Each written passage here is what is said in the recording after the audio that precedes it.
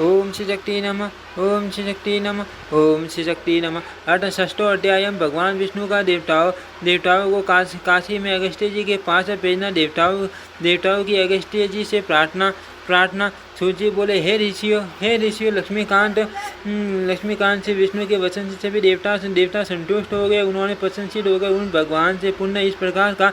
देवता बोले, हे देव, हे माँ विष्णु, हे सज्जन पालन संकार के कारण हे विष्णु, विंध्य पर्वत ने सूर्य का मार्ग रोक दिया। सूर्य का मार्ग अवरुद्ध हो जाने के कारण हम लोगों को यज्ञ भाग नहीं मिल पा रहा है। अतः हे माँ विभो, अब हम लोग क्या करें तथा कहाँ जाएं? श्री भगवान बोले, हे उत्तम देवगण, संपूर्ण जगत की रचना करने वाले आदि स्वरूपिणी तथा कुल की अभिवृद्धि करने वाले जो भगवती अम्बा हैं, उन्हीं के उपासक परम तेजस्वी मुनि श्रेष्ठ अगस्त्य जी हैं। वे इस समय वाराणसी में विद्यमान है। वे अगस्त्य मुनि उस विद्यागिरी के तेज को निरस्त करने में समर्थ होंगे।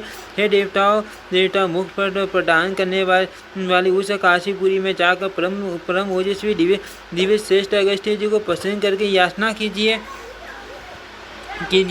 सूर्य बोले, हे मुनियों, इस प्रकार भगवान विष्णु से आदेश प्राप्त कर वे सभी श्रेष्ठ देवता आश्वस्त होकर नम्रतापूर्वक काशीपुरी के लिए प्रस्थित हुए। बसंत वन में पावन काशीपुरी में पहुंचकर वे श्रेष्ठ देवगण मणिकर्णिका तीर्थ में भक्तिपूर्वक सस्याल वस्त्र सहित स्नान करके पुण्य देव तन तथा पीठ टन करके बाद विधि पूर्वक दान देकर मुनिवर अगस्त्य के परम पवित्र आश्रम पर आए। जो शांत स्वभाव वाले हिंसक पशुओं से व्याप्त था, वहाँ नानाविध वृक्ष उगे हुए थे। वह आश्रम मयूर, सारस, हंस, शक्र, वाक, महावरा, शुकर, व्याघ्र, सिंह, मृग, काले हिरण, गैंडा तथा सर्प आदि जंतुओं से परिपूर्ण था। सभी देवता परम कांति से संपन्न मुनिवर अगस्त्य के चरणों में दंड की बातें गिर पड़े और बार बार उन्हें प्रणाम करने लगे। देवता बोले, हे दिव्य गुणों के स्वामी, हे मान्य, हे पूज्य, हे बूझो, हे वाटापी का बल नष्ट करने वाले तथा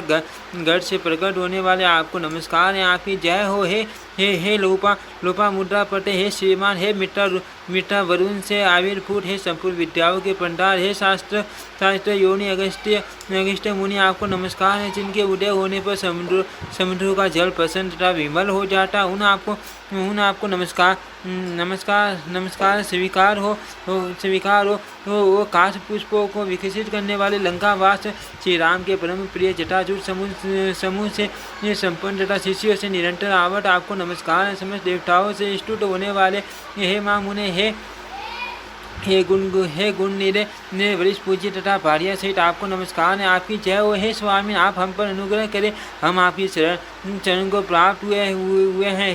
हे परम द्यूते विंध्यागिरी द्वारा उत्पन्न किए गए दूसरे कष्ट से हम लोग बहुत पीड़ित हैं। देवताओं के इस प्रकार स्तुति करने पर परम धर्मनिष्ठ दिव्य श्रेष्ठ अगस्त्य मुनि हंसते हुए प्रसन्नता से युक्त वाणी में कहने लगे। मुनि बोले, हे देवताओं, आप लोग परम श्रेष्ठ त्रिलोकी के स्वामी, लोकपाल, महान आत्मा वाले तथा नीग्र अनुग्रह करने में सक्षम है। जो अमरावती पुरी के स्वामी हैं, वजही जिनका शस्त्र है, आठों सिद्धियाँ जिनके द्वार पर विराजमान रहती हैं, तथा जो मरुद गणों के नायक है, वे ये इंद्र देव हैं। सर्वदा हव्य कव्य का वहन करने वाले वैश्वान तथा कसानु नाम से प्रसिद्ध और सभी देवताओं के मुख स्वरूप जो ये अग्निदेव है, उनके लिए कौन सा कार्य दुष्कर है। देवताओं, हाथ में दंड लेकर सदा व्यस्त रहने वाले, सभी प्राणियों के कर्मों के साक्षी स्वरूप तथा राक्षस गणों के अधिपति भयंकर यमदेव के लिए कौन सा कार्य सुकर नहीं है। तथापि हे देवताओं, मेरे सामर्थ्य से यदि आपका कोई कार्य सिद्ध होने वाला हो तो आप उसे बताइए। हे देवगण, मैं उसे अवश्य करूँगा, इसमें संदेह नहीं है। मुनिवर अगस्त्य का वचन सुनकर वे श्रेष्ठ देवता आश्वस्त हो गए और अधीर होकर विनम्रता पूर्वक अपने कार्य के विषय में बताने लगे। हे ऋषि, विंध्य पर्वत ने सूर्य का मार्ग निरूढ़ कर दिया है और तीनों लोगों को आच्छादित कर रखा है, जिससे सबका हाहाकार मच गया है तथा सभी प्राणियों में अचेतनता उत्पन्न हो गई है। हे मुनि, आप अपने तपोबल तथा प्रताप से उस विंध्यागिरी वृद्धि को रोक दीजिए। हे अगस्त्य, आपके तेज से वह अवश्य ही नम्र हो जाएगा। इस प्रकार आपको हमारा इतना कार्य संपूर्ण करना है। इति श्रीमद्देवी भागवते महापुराणे अष्टादशशास्त्रायां चैतायां दशमस्कन्धे अगस्त्यास वासनवर्णनं नाम षष्ठोऽध्यायः। ओम श्री शक्ति नमः। ओम श्री शक्ति नमः। ओम श्री शक्ति नमः।